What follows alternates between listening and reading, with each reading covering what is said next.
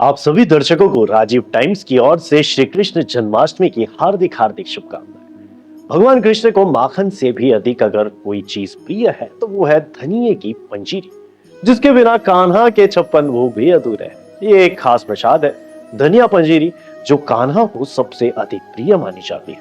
आखिर क्यों? आज हम आपको बताएंगे इस भोग का रहस्य। कहते हैं जब महाभारत युद्ध के बाद भक्तों ने श्री कृष्ण का स्वागत किया तो 56 प्रकार के पकवान परोसे गए। तभी से 56 भोग की परंपरा चली आ रही है। इसमें मिठाइयों से लेकर नमकीन, पेय पदार्थ, अनाज, सब कुछ शामिल है।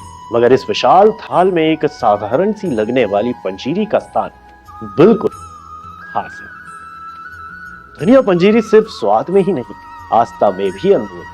मान्यता है कि महाभारत के युद्ध में जब अर्जुन थक जाते थे तो द्रौपदी उन्हें पंजीरी खिलाती थी, ताकत और ऊर्जा देने के लिए।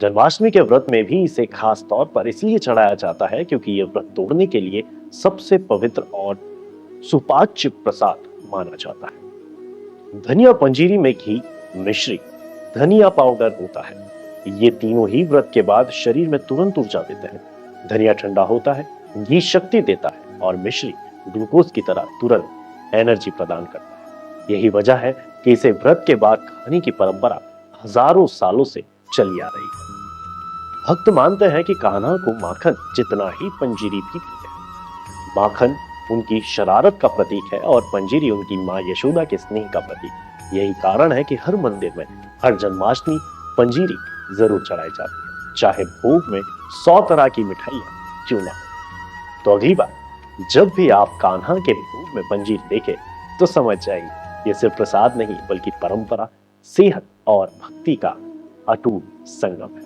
और हाँ, अगर मन में प्रश्न उठे कि 56 भोग में सबसे प्रिय क्या है, तो जवाब मिलेगा धनिया पंजीरी, क्योंकि कान्हा की थाली में सबसे मीठा है माँ का प्यार और धनिया पंजीरी का स्वाद। आप सभी को एक बार फिर जन्माष्टमी की हार्दिक शुभकामनाएं।